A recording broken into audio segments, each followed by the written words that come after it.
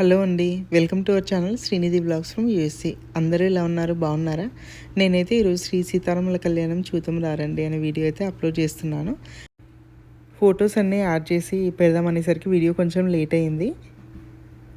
Last week జరిగింది కదా శ్రీ సీతారాముల వారి కళ్యాణం, మా ఊర్లో కూడా 2-3 చోట్ల జరిగిందనమాట. టెంపుల్స్ అయితే అదే రోజు జరిగింది.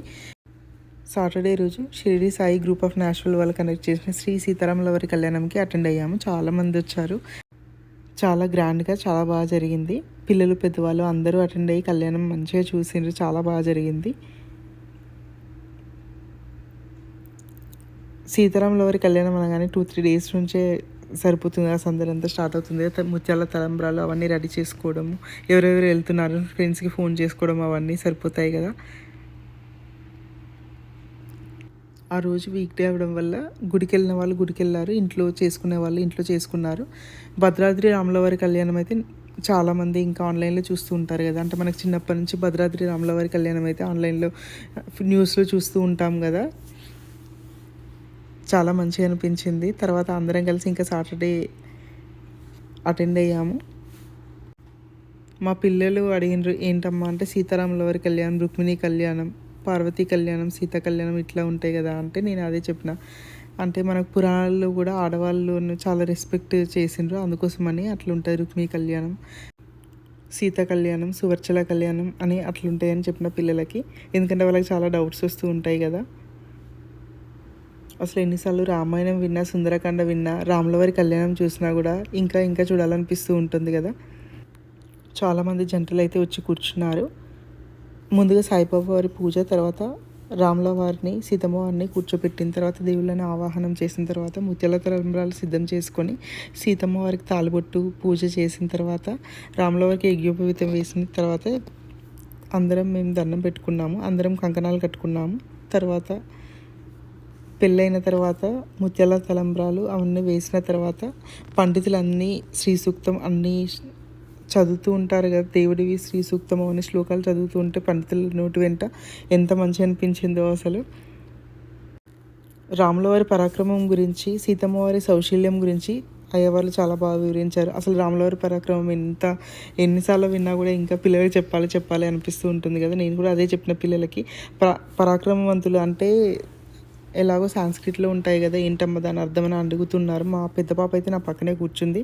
తనకు చెప్పిన అనమాట, సంకల్పం ఉన్నప్పుడు రాముల వారి సైడ్ కొంతమంది కూర్చుంటారు, సీతమ్మ వారి సైడ్ కొంతమంది కూర్చుంటారు. రాముల వారి సైడ్ ఉన్న వాళ్ళందరూ రాములు వారు పరాక్రమవంతులు, క్షత్రియులు కూడా బాగా పరాక్రమం ఉన్నవాళ్ళు, రఘువంశంలో ఉన్నవాళ్ళు చాలా పరాక్రమవంతులు అని వాళ్ళ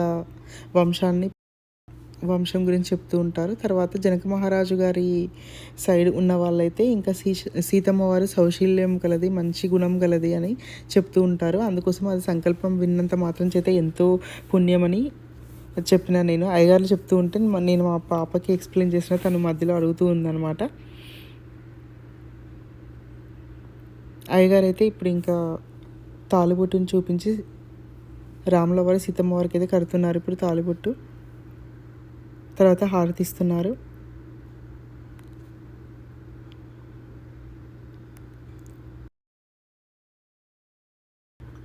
ముందుగా మధుపర్కం బట్టలు అవన్నీ ఇస్తారు. ఎందుకు ఇస్తారు ఏంటి అని చాలా చక్కగా వివరించారు అయ్యగారులు అయితే.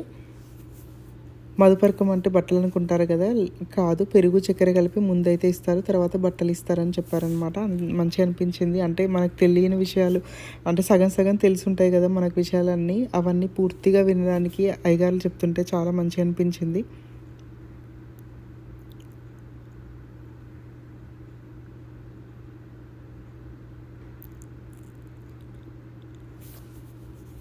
దేవుడు ప్రతి సంవత్సరం ఇలా కళ్యాణం చేసుకుంటూ ఉంటే, తర్వాత శ్రీనివాసుడు తిరుమలలో కళ్యాణం చేసుకుంటూ ఉంటే నిత్య కళ్యాణం పచ్చతోరణంలాగా ఉంటుంది కదా. అంటే వివాహ వ్యవస్థ ఎలా ఉండాలి, వివాహం ఎలా జరిపించాలి, ఏ పద్ధతిలో జరిపించాలి, ఎలా ఉండాలి ఏంటి అనేది మొత్తం తెలుస్తూ ఉంటుంది. మనం రామాయణం చదివిన, మనం రాముల వారి గురించి పూర్తిగా మనకు చదివిన అసలు మనిషి ఎలాగ ఉండాలో ఏంటి అనేది అర్థమవుతుంది. భార్యతో ఎలా ఉండాలి, భార్య భర్తతో ఎలా ఉండాలి, తమ్ముళ్ళతో ఎట్లుండాలి, తమ్ముడు అన్నతో ఎట్లుండాలి, అమ్మనాన్నలతో ఎలా ఉండాలి, ఆడపడుచులతో ఎలా ఉండాలి, అత్తయ్య మామ అయితే ఎంత మంచి చూసుకోవాలి అని తెలుస్తూ ఉంటుంది. నాకు అన్నిటికంటే సీతమ్మ వారి గుణగణాలలో చాలా ఇష్టమైనది ఓర్పు. ఆ ఓర్పు అందరికీ ఉంటే మాత్రం ప్రతి ఇల్లు చాలా ఆనందంగా ఉంటుంది అనిపిస్తుంది నాకైతే. నేను ఇప్పుడు భోజనాల వీడియో అయితే చూపిస్తున్నాను. అందరూ వడ్డిస్తున్నారు. అందరూ చాలా చాలా వంటలు తీసుకొచ్చారనమాట. పిండి వంటలు అవన్నీ, కూరలు, పులావులు, పులిహోరలు, పచ్చళ్ళు, స్వీట్స్ అవన్నీ చాలా తీసుకొచ్చారనమాట. అన్నీ చాలా టేస్టీగా ఉన్నాయి. ఎందుకంటే రాములవారి కోసం ఇంకా దేవుడు గారు చాలా నిష్టతో చేస్తారు కదా అందరూ. అందుకోసం చాలా కుదిరినాయి, అందరూ చేసినవన్నీ చాలా బాగున్నాయి. తర్వాత నేనైతే ఇప్పుడు ఫొటోస్ అవన్నీ యాడ్ చేస్తున్నాను. ముందైతే దేవుడి ఫొటోస్ యాడ్ చేసి తర్వాత మిగతా ఫొటోస్ అన్నీ యాడ్ చేస్తున్నాను. ఈ వీడియో మీకు నచ్చినట్లయితే please like, share and subscribe to my channel Srinidhi vlogs from USA.